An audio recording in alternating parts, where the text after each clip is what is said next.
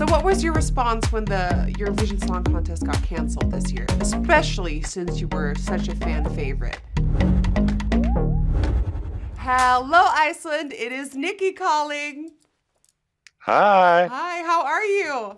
I'm very good. How are you? I'm good. I'm gonna need some help with your name. How do you pronounce your name? Help me. It's Daði Freyr. Daði. Yeah. Oh, Very good. I did that well. Oh, I got it. Okay, Daði. How are you holding up during this quarantine season? I'm pretty good. Yeah? I'm lucky in the sense that I can work from home. I have my studio here and things are taking off with my music right now, so I'm keeping very busy, and yeah, that's more than a lot of people can say. So tell me about your song this year during the Eurovision Song Contest. I wrote it specifically for the contest. I first had the performance, like I had conceptualized the performance at first, and then I wrote the song to accompany that.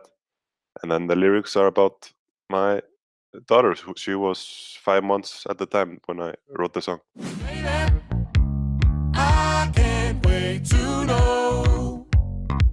What do you think about things? Believe me, I will always be there, so you can tell me anything and I'll listen.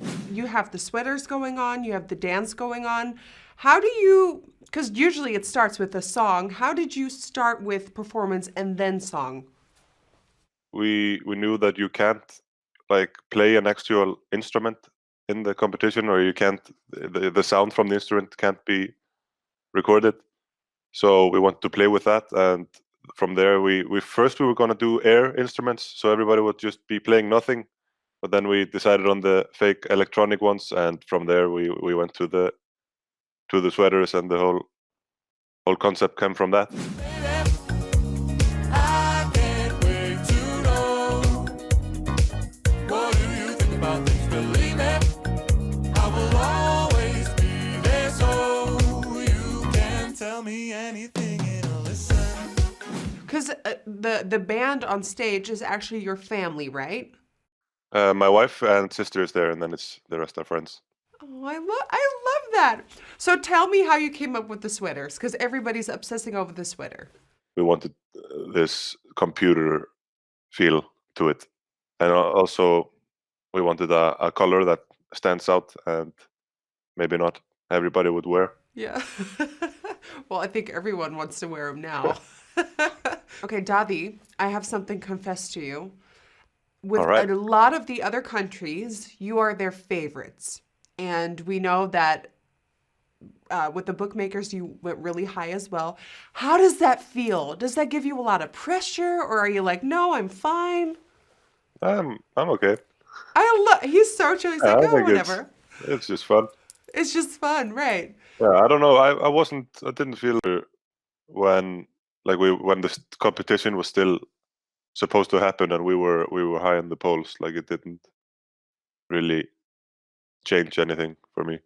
So what was your response when the Eurovision Song Contest got canceled this year, especially since you were such a fan favorite? I kind of knew that at least something was going to happen, because that was the talk at the time, and I was hoping that they wouldn't cancel it, but they would postpone it. I'm happy they didn't decide to do like everybody does something in their own country and then there's still a vote, because that's not that's not why I decided to compete in the competition. I wanted to go to Rotterdam and be on this big stage with all the other contestants and experience that. So Because when did you first hear about the Eurovision? Like, what sparked your interest? I've known about Eurovision my whole life. Like, in Iceland, it's a pretty big thing. Pretty much everybody watches it.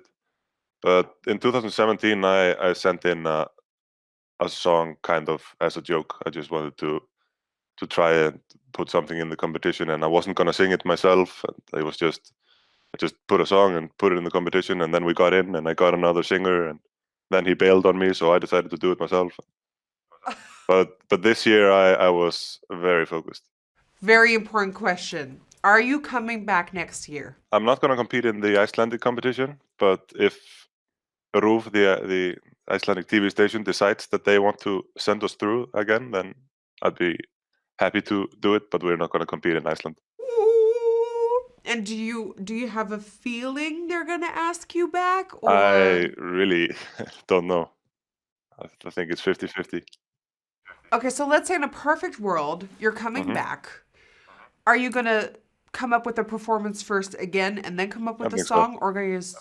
I think I'll do it in a similar way, but it'll definitely be the same group of people. If I ever compete in Eurovision, it's going to be with these people. Being a favorite amongst the other countries, who are some of your favorites this year? I really like the Australian song. You thought it was elastic, but maybe I'm just made of glass. Don't break me. The Lithuanian as well, especially their choreography.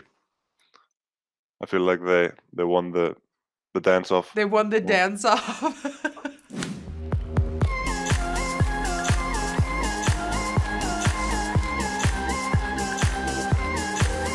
So who deserves your 12 points? I'm going to go with Australia. Australia? Okay. All right. I want to thank you so much for this amazing call. And hopefully we get to see you next year. Thank you. All right. Take You care. too. Bye-bye. Bye. I will always be